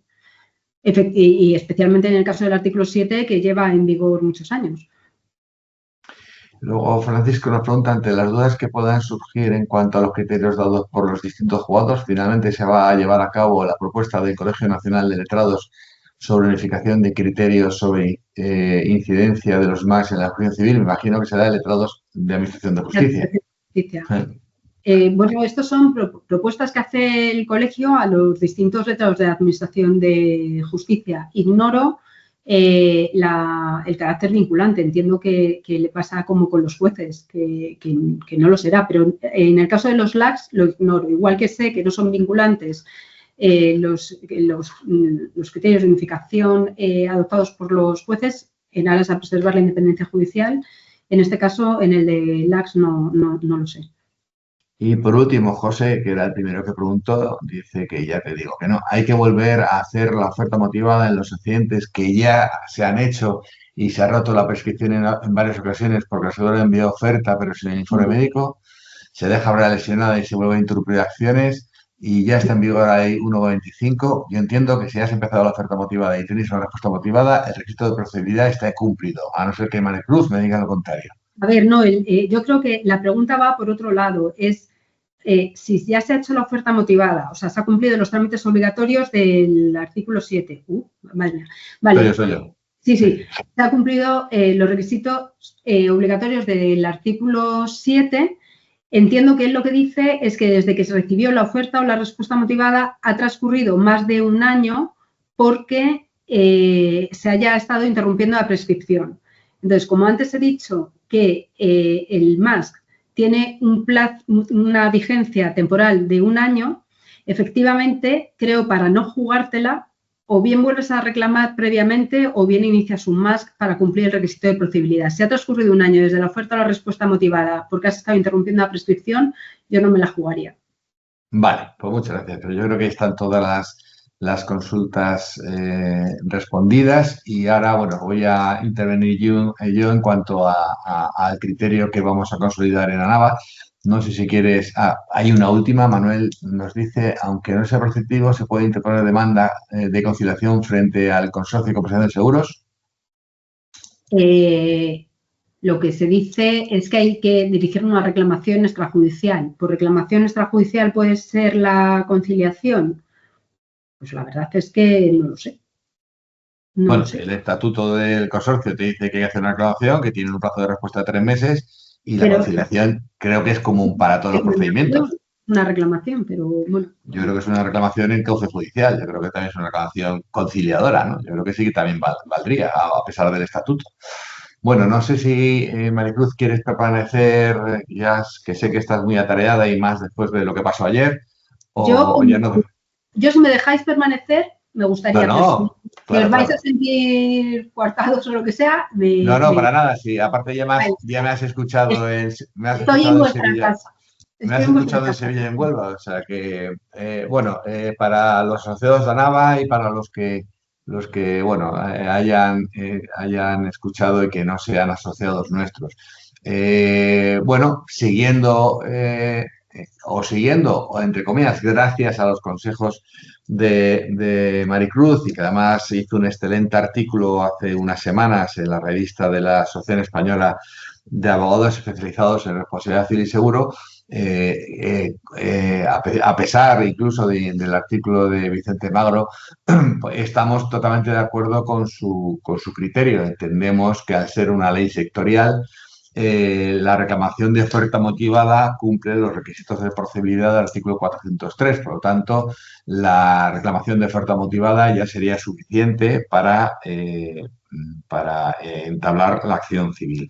Bien es cierto que la ley se publicó cuando se publicó y que la entrada en vigor fue el 3 de abril y que todo esto, a partir de ahora, son prueba fallo en cuanto a lo que podemos hacer porque hay cientos de juzgados en España y, como sabéis, pues muchas veces son reinos de taifas y cada uno hace lo que le viene en gana. Entendemos como a Maricruz nos ha expuesto de forma meridiana que la oferta motivada cumple el requisito de procedibilidad. Particularmente, ¿qué hago yo o qué sugerimos que podemos hacer? Afortunadamente, el desarrollo a partir de enero de 2016 de las ofertas motivadas, ya sabéis que en su día se intentó que se hicieran a través de una plataforma, estábamos con el problema de los burofax. Bueno, pues la buena práctica y la buena fe entre las partes ha permitido que todas las reclamaciones, o casi todas las reclamaciones de oferta motivada, se hacen por correo electrónico. Pocas compañías, casi ninguna, no acusan el recibo del correo electrónico. Ya sabéis que cuando mandáis un correo, arriba en opciones tenéis una pestañita donde ponéis que se reciba lectura. Todas las compañías, prácticamente con todas las compañías, dan al clic de la lectura, con lo cual a la hora de aportar con la demanda se aporta la declaración de oferta motivada con el comprobante de la lectura. Tampoco he visto yo en cientos de demandas que hemos hecho desde el año 2016 que la compañía de seguros niegue haber recibido el correo electrónico, prueba que es fácilmente comprobable si se niega a través de los servicios informáticos, porque esos mensajes, esos mails quedan grabados en los servidores de las compañías. Pero insisto, yo nunca ningún letrado de compañía ha negado que hayamos mandado la reclamación de oferta motivada. Bueno, una vez cumplido ese requisito de procedibilidad, ya sabéis que tenemos varias respuestas, tenemos respuesta de todo tipo. La buena práctica dice, y la ley te dice, el artículo 7.3, que tienen que aportar una respuesta motivada, desglosada, diferenciando los daños personales de los daños patrimoniales, mandando la documentación que consideren para respaldar la respuesta motivada, y en caso de daños personales con un informe médico definitivo. Estos informes médicos definitivos son los que suelen ser que suele incurrir en incorrecciones por parte de la compañía de seguros porque no se envían. Pero en cuanto mandamos la reclamación de oferta motivada o transcurren los 3 meses sin respuesta o tenemos la respuesta motivada, ya hemos cumplido el requisito previo de procedibilidad. ¿Qué es lo que sugerimos desde ANAVA? No para cumplir los requisitos previos de procedibilidad, sino a efectos de costas. Ya sabes que las costas ahora mismo es una materia que nos pueden condenar en costas a pesar de una estimación parcial, nos pueden liberar de las costas a pesar de una desestimación total. Bueno, pues primero tenemos que acostumbrarnos en la demanda en cuanto al requisito previo de procedibilidad, según sugieren todos en los cursos que he asistido, tanto como ponente como oyente, los expertos procesalistas, que se sugiere hacer una mención expresa como antecedentes de los hechos en la demanda, es decir, que el juez lo primero que vea es el requisito previo de procedibilidad y que se documente bien esa reclamación de oferta motivada. Y aparte, como cuestión previa en los hechos, también el fundamento del derecho. Y otra cosa que nos tenemos que acostumbrar es a fundamentar bien las costas. Todos los abogados tenemos la costumbre de terminar el procedimiento, hacer el informe, valorar la prueba, valorar los testigos, hacer nuestras alegaciones y luego decir que se estime íntegramente la demanda con expresa imposición de costas. Bueno, pues ahora tenemos que explicarlas. Ahora tenemos que decir por qué entendemos que se deben condenar las costas, y eso es el motivo por el cual os sugerimos que hagamos esta reclamación de oferta vinculante confidencial tras recibir la oferta motivada. Lo que sugerimos es que, de acuerdo al artículo 7.5, que como sabéis, del artículo 7.5 de la Ley de Responsabilidad Civil y Seguro, como sabéis, posibilita agotar la reclamación de oferta motivada del artículo 7 aportando un informe médico complementario. Yo es lo que hago, ¿qué es lo que sugiero? Bueno, pues cuando recibimos una oferta motivada, normalmente, e incumpliendo el artículo 7.2 de la Ley de Responsabilidad Civil, que obliga a las compañías a una diligencia en cuanto a la valoración del daño, diligencia que en gran parte de los casos no se tiene porque el informe médico definitivo se hace normalmente sin ver al lesionado o con unos médicos que valoran unos informes y otros no. En fin, abrir el proceso del artículo 7.5. En este caso, yo lo que haría, tras recibir la oferta motivada, contratar a un perito, que el perito haga una pericial médica, o que si el cliente ha ido nuevamente a médicos que ratifiquen su situación clínica o aporten algún dato nuevo de su situación clínica, con eso se puede hacer la reclamación. Yo sugiero al perito porque con el perito, es decir, es verdad que inicialmente no se cuantifica o no se debe cuantificar porque los letrados podemos conocer los conceptos iniciatorios, podemos conocer que una persona ha estado tanto tiempo de perjuicio básico, tanto tiempo de moderado, tanto tiempo de grave y que por los informes médicos intuye que puede tener 3 o 4 secuelas. Pero lo que no podemos hacer los letrados es saber la valoración de las secuelas. Si una secuela va de 1 a 5 o de 5 a 15, un letrado no puede saber si son 2 o 4 puntos o si son 12. Por lo tanto, como no se sabe, pues no se cuantifica y así lo ha acordado, así lo ha respaldado la guía de buenas prácticas. Pero con un informe pericial, el perito te dice exactamente la valoración. Por lo tanto, cuando te dice y te objetiva la valoración, podemos cuantificar. ¿Qué hacemos y qué sugerimos? Pues hacer lo que se llama una oferta vinculante confidencial y con el trámite del artículo 7, a ver si soy capaz de, que antes hablando Maricruz, he puesto el documento. Bueno, no sé si lo veis, el documento, si alguien no lo ve, por favor que me lo diga en el chat. Bueno, pues ese es el documento de la oferta vinculante confidencial. Insisto, es un documento que he redactado yo, lo confieso, que me lo ha respaldado un insigne procesalista como es Miguel Guerra, al cual le agradezco, que como sabéis es el director del área procesal de SEPIN y con el que llevamos haciendo bolos por toda España de esta ley. Bueno, pues lo que hacemos es mandar esta oferta vinculante confidencial, que es además específica para la responsabilidad civil del automóvil. ¿Cómo debemos de hacerlo? El texto del documento se pone en el mail. Os voy a describir un poquito el documento. Sé que es extenso, sé que se puede modular a medida de que vayamos teniendo experiencias en los tribunales. Pero es cierto que mejor por exceso que por defecto, el documento es de cierta extensión, pero creo que es el adecuado. Aquí nos referimos al objeto de la oferta vinculante. Yo esto en amarillo lo pongo porque son los datos que hay que rellenar, ¿vale? El motivo de la oferta vinculante es que se utiliza el cauce del artículo 7.5 y aquí hablo, por supuesto, de que la compañía de seguros en tal fecha nos ha efectuado una oferta la cual rechazamos. Y aquí anunciamos que por ello se manda un informe médico complementario y claro, como esto es un formulario general, pues decimos la fecha del informe y firmado por el perito. Además, este perito es el que vamos a utilizar en la posible demanda judicial. Ya sabéis que con la reforma, que a ver si entra en vigor del baremo, que ahora está en fase de enmiendas, ya se dice o ya da la razón a las sentencias de aquellas que se llaman tsunamis, en la cual se decía que si no se aportaba el informe pericial en el trámite de oferta motivada, ya no se podía aportar en la fase judicial. Bueno, pues ahora ya en la nueva reforma eso se dice negro sobre blanco, por lo cual ya no tendremos ese abuso que estábamos siendo objeto por parte de la compañía de seguros. Se explica cuál es el trámite del artículo 5, que es el que os acabo de expresar, y aquí ya entramos al cumplimiento de la regla 1/25.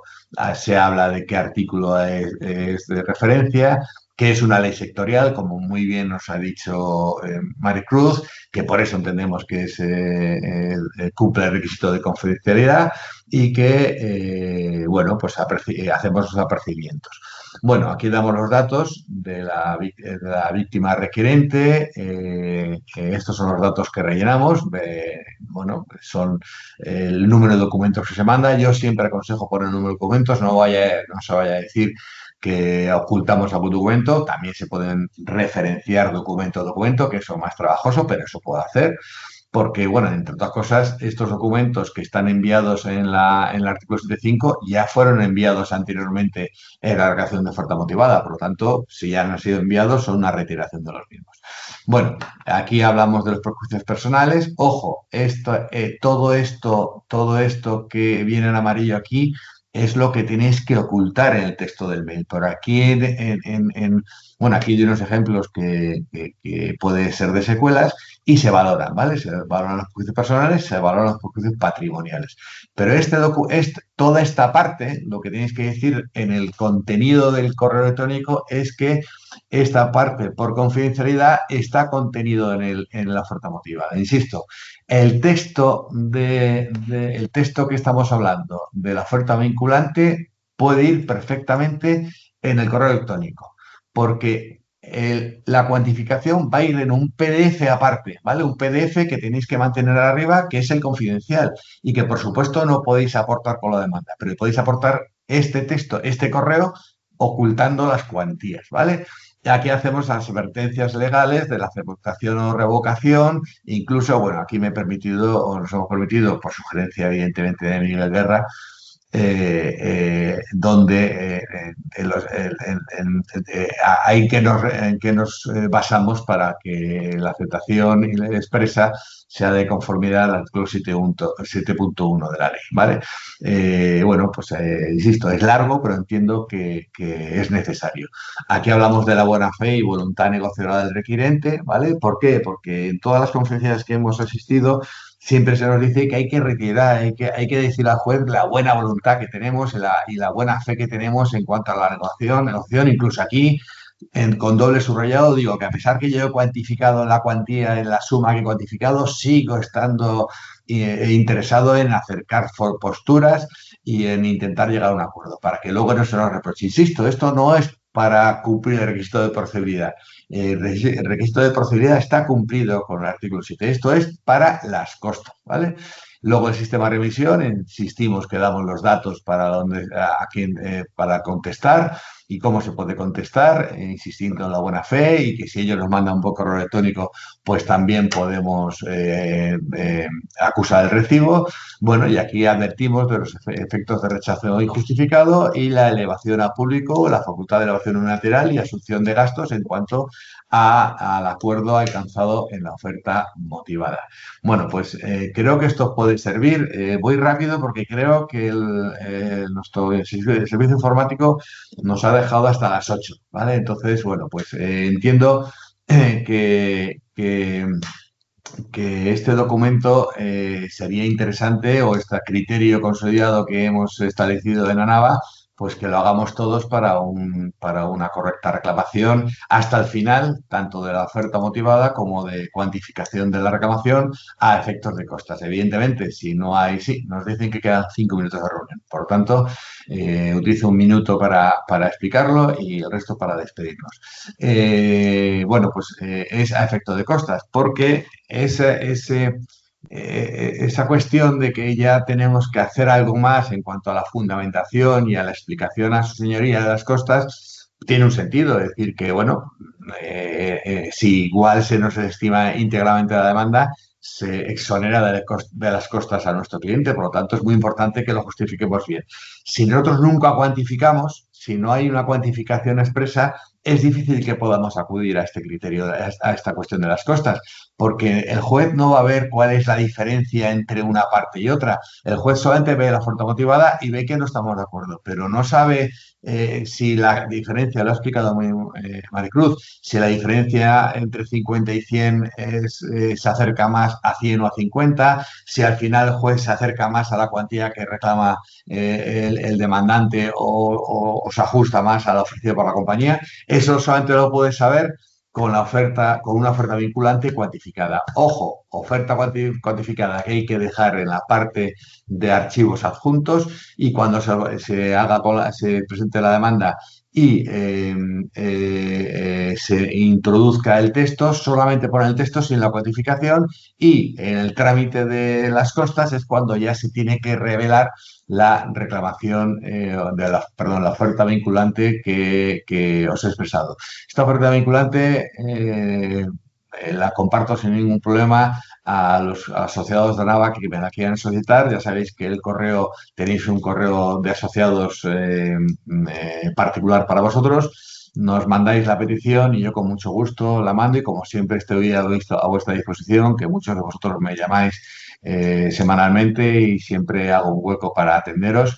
Y nada, pues daros las gracias. Si tenéis algún comentario sobre esta ponencia y especialmente, por supuesto, a Maricruz, que es la que ha llevado el peso de esta jornada.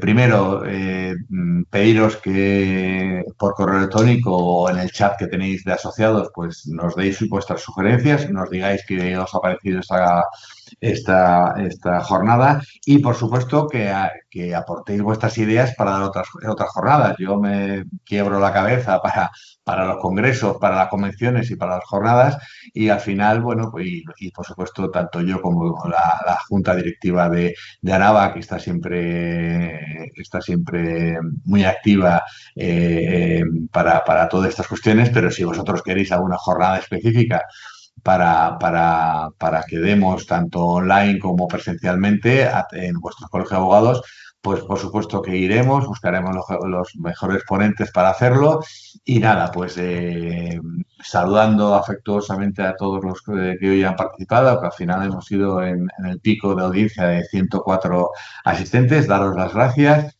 Muchas gracias, Maricruz, y nada, pues quedar a vuestra disposición y enviaros un fuerte abrazo a todos y nos despedimos hasta la siguiente. Vale, venga, hasta luego, gracias.